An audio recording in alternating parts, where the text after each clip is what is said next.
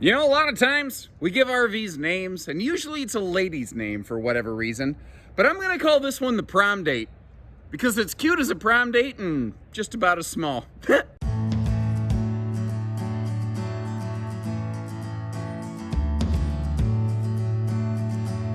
everybody, Josh RV Nerd here at Bish's RV in Southern Michigan with a second look at a 14cc Wolf Pup today in the beautiful Smexy Pants Black Label package.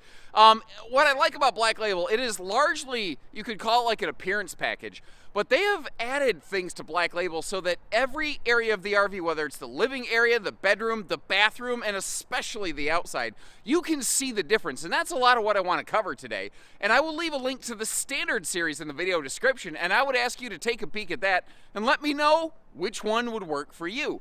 Black Label obviously gives us all of the eye appeal. It's all of the curb appeal you could ever want out of one of these things. It does, however, add cost, and it does add weight.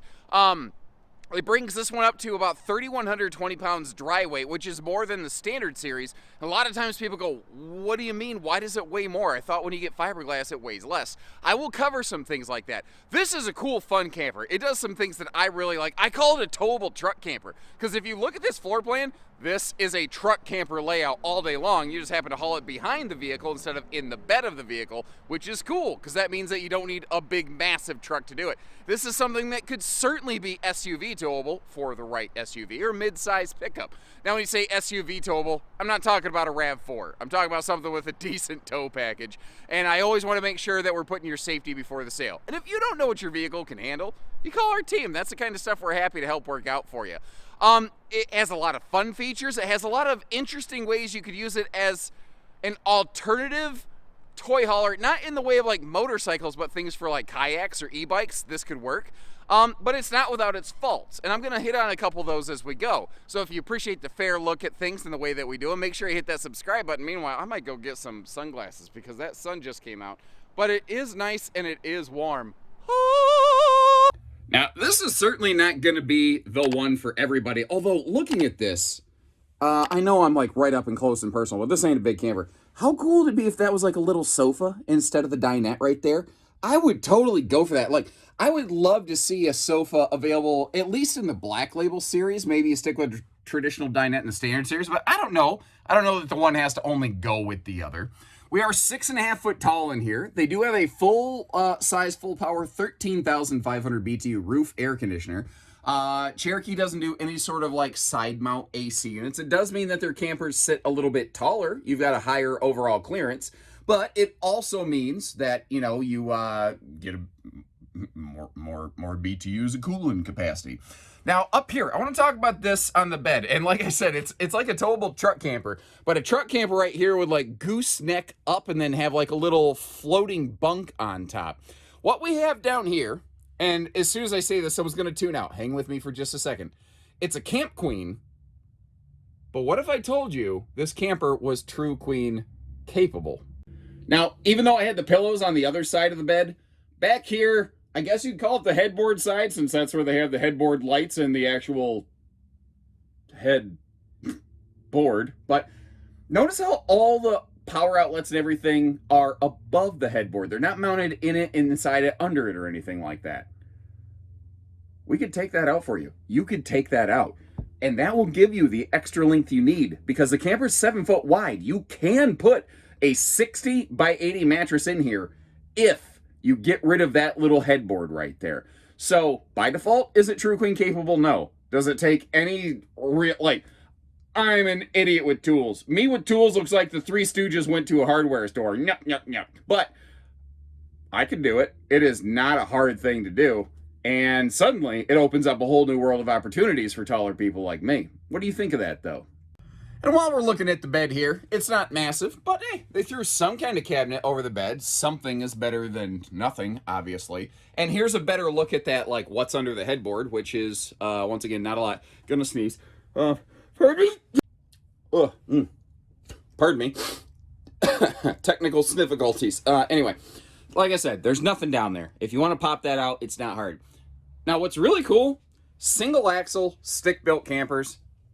They just traditionally don't give us easy lift bed storage like this. Now, this is what's under the bed is the same thing as the pass-through. Well, not the pass-through because it doesn't totally pass through, but the outside storage compartment. But if cargo shifts or if it's big or you want to use some inside or outside, you could do that. I almost wonder if you couldn't put a little pet door on that, and once you get to your destination, turn that into a little rolling pet palace. What do you guys think about that? Over here on the door side, we'll get a look at this from the other direction too. But just a giant picture window overlooking the camp side of the RV, which is sometimes hard to find, although in no-slide campers, a little bit easier. Now, if you're looking at this, you're like, I don't know, I really want to walk around bed. I'm going to leave you a link in the video description for a 16 FQ Wolf Pup Front Queen, and it has a front bed you can walk around. Now, before we get too far, I want to look at that command center. Did you see how that lit up right there? This you can hook up, they call it Cherokee Total Control, but it's an LCI 1 control system. You can just walk up and push the awning buttons or the lights or the water heater or whatever. But if you wanted to, you could actually hook your phone up to that. And this guy up here is basically, it's almost like your fuel gauge monitor in your vehicle, but it's telling you how much power is left currently on your battery. Did you see how it ticked up right there? I do have the 12-volt refrigerator off currently. We are running some lights, but it has a simple solar package on it. We'll discuss more when we get outside. If you're only going to be running lights, it can pretty much take care of itself. When you start running the fridge, that's when you start needing more juice than just what the little package on this one provides. Now, pardon my shoes there. You know, it's snowy outside, and I didn't want to put my snowy boots all over someone's mattress, and it's cold enough, I also don't want to just kick off my shoes. So like I said, better look at that over here. You also see on that opposing wall over there, you see that black bracket on the wall? That is a TV mount bracket. On the outside of the camper, you'll see the same thing. Now, I said that you can see a little bit of Black Label everywhere you go, like the reading lights at the headboard of the bed, even though I have the cushions over here because there's nothing that says you couldn't, really. The cushions in a Black Label are a little bit lighter in color. Also, the countertop changes a little bit in a Black Label edition.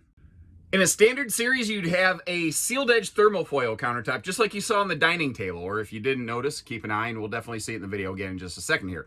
When you go to Black Labels, though, in the kitchen, you bump up to solid surface. You still get the sealed edge everywhere else. Now, I also, let me reach. I've got a question for you. In these little campers, round sink or square sink or farm sink, big sink? I think I know what the answer is going to be, but I'd like you to leave me a comment, and then I want to scan through and see if I was right. I'll tell you at the end of the video what I think my answer is going to be. Now, we'll get to our kitchen in just a second here. Up top in this corner, there's this little, it looks like an outlet on the ceiling. That is a prep point for an LCI, like, Wi-Fi hotspot, as it were. So if you wanted to do some mobile data connectivity, that is something you have the option of doing here. Now, Cherokee has gone across the board with those larger, like 10.7, I believe, 12-volt DC compressor fridges. I really like how they went with the vertical, if you want to say that, 2-burner stovetop, because I think it opens up more countertop space. And we'll see everything opened up in just a second here. I'll always try to be fair with you. One of the things that's kind of a challenge on this one is it has a complete lack of drawers. There's just no drawers in this thing. So you're going to have to bring something like, you know, a utensil organizer with you or something like that. Is it the end of the world? No. Can I deal with it? Yes. Is it my preference? No. You know, just kind of one of those things. Now, over here, little thing, they've also got a little, like, they call it like a sanitizer hand pump, but you could hook that up to like dish soap, or you could certainly turn it into like an espresso shot thing. Or, you know, a little hooch dispenser, or one of my favorites being here in the Midwest, Hidden Valley Ranch, but neither here nor there. That's the HVR edition. Now, down here, carpetless, ventless flooring, and actually, it's a non-centralized furnace system, but the furnace is just in the center of the camper, so it's, you know, it's all you really got to be. It does use a pedestal style dinette, and there is room. I think I would probably personally swap that out for some floating legs so I could use the picnic table outside if I wanted. But once again, I love the idea of a sofa here. And yes, there is storage below those, and that can fold down. I believe in our standard series video of one of these, I'll have covered that. Now, a couple things here. They had to get a little creative with the bathroom space because the door basically goes straight through the rear bathroom. And that it's interesting. It has some benefits and some drawbacks. First of all, it does have a full window in the back. It is shade ready. It doesn't include the shade from the factory. That is an easy thing for us to toss in for you. Now, with the split bathroom, it's a give and a get. One of the things you get is that, like, if someone's using the shower, you can still sneak in and out and get to the toilet. But on that note, the toilet space is tight like a tiger. I mean, you're shoved in here. With this only being a 7-foot wide camper, they didn't have a lot of space. Now, they angled it a little bit. They've done the best they could with the space they had. There's just not a lot of space. And I don't know if they could have changed the position of the toilet at all because of the floor studs. They probably had a floor stud in the way and they were not able to run the plumbing anywhere else. Now, one of the other cool things here with the Black Label series is you get bigger vent fans. Now, notice I said flans. Flans! Fans. You get bigger vent fans, plural, in here. Because they put one above the shower and in the water closet, as it were. Now, notice, you've got tricky headroom in this one. They didn't have room for a big giant skylight, probably again due to like the roof rafters or trusses. Some floor plans they can pull it off. Obviously, this was not one of those. You do have full shower surround paneling, which is nice. And in the Black Label series, you actually upgrade to like almost the exact same shower fixture that you find in a Grand Design Solitude fifth wheel. Now, this is another thing that's weird. Cherokee does a lot of these little corner sinks. Now, normally, when the toilet and the shower are in the same room, that works just fine. In this floor plan, yes, it's a little weird. And as we get down below, I know it's a little dirty, but we haven't cleaned the RV for someone to take it home. There's a little bit of, my footprints and antifreeze in there. But that's the Cherokee shub. Not a shower, not a tub, something in between. And it will be clean for you when you take your RV home from Bish's RV. Now, this camper is about as abnormal as they come. So I figured I'd go about this in a little bit different way. We'd actually start off the back door side here since, you hop outside and that's what you're looking at.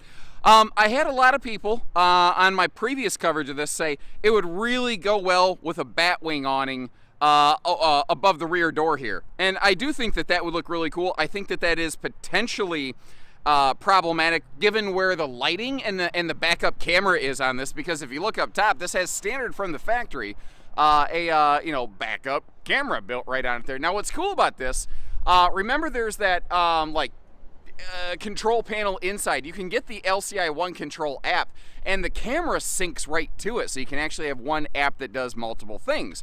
But remember how I said this one has some alternate uses as kind of a toy hauler, but not like necessarily a motorcycle hauler?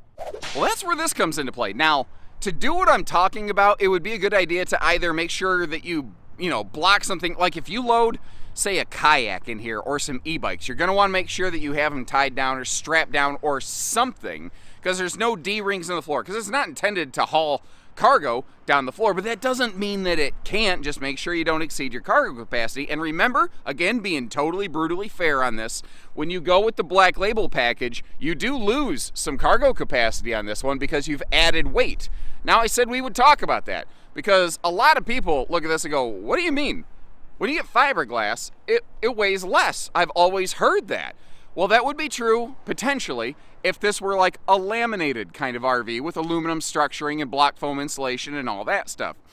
This is not. This is still a stick-built trailer. It is what I call a hybrid style construction, where it kind of blends the best of both worlds, where you get the good looks of fiberglass, you get the easy slip streaming down the road, you get the easy cleaning. You also get the lower cost of the stick-built structure and the superior repair capacity of a stick-built structure. And that is something that when I say that, it just makes some people's minds just absolutely melt. They go, what? This guy's slinging snake oil. Allow me to explain. Okay, so this Alpha Wolf over here, the sidewalls are aluminum framed and laminated. God forbid you have a leak, water gets in the wall and it delaminates. There's no sectional way to repair that wall. Whereas on a stick-built camper, God forbid water gets in it, sure, you may need to replace some insulation or a wood panel or a stud, depending on how severe it is. But that stuff can be done without an entire lamination press. When a laminated wall fails, you have to take the entire wall off. Unless like you got a specific body shop. I don't know about you. I don't have a lamination press in my back pocket. The one major downside to this hybrid style construction is that it weighs the most. Because what you've effectively done is below the fiberglass, there's like a 3/8 sheet of plywood under there. Well, that adds up very quickly. Now on a smaller trailer like this, it's maybe not the worst, most impactful, but on a bigger camper, oh buddy, that could just, it could add a lot of weight on some of the bigger, 1, 2, 3 slide Big Brother Cherokees. So its impact is a little bit lesser here, but it still exists. And when you're looking at a small camper, any addition to the weight is a concern. Now, Black Label gives us a couple things beyond just that gorgeous fiberglass and those sleek frameless windows. We get a hard shell propane cover. We're also getting a power tongue jack instead of a manual, which is awful nice. Up top to the left of the air conditioner, you can barely see the 50-watt juice pack solar package sticking up. And the juice pack is not intended to be the be-all, end-all of solar. What it is doing for us is it's helping keep the battery alive, extend some dry camping time a little bit. It will not offset that 12-volt refrigerator inside. What it will do, though, is when the RV's in storage and you have the battery disconnect flipped, it will still charge the battery, so you're extending the total lifespan of your batteries, so you don't have to replace them like every 2 or 3 years. Also, when you get ready to go camping, a lot of people say, man, this camper's junk, my power jack doesn't work. That's because the batteries died from parasitic load while it's sitting there in storage. Or if you take a long time between trips, from passive dispersion. Your batteries always constantly lose a little bit of power. The juice pack does a bunch of little convenience things just to make your life a little more convenient. It's not a boondock off-grid package. It's just a little convenience battery extension package. So I called it a prom date. Some people calls it a sickle. I calls it a sling blade. I call it a prom date. What do you call it? What do you like? What could you live without? What's a deal breaker? What's a deal maker on this one for you? And again, check the link in the video description. I've got a couple things there. One, you can always check for pricing and availability. You can find out where we have one of these parked in Standard Series or Black Label, find out what we're asking, all those good things. You can see the Standard Series there. I don't know, maybe I'll leave a link to a couple other Wolf Pups. Not sure, we'll figure it out. So when you're ready, we're ready. Until then, best wishes from Bishus, everybody. Take care, stay safe, have fun, and happy camping, everyone.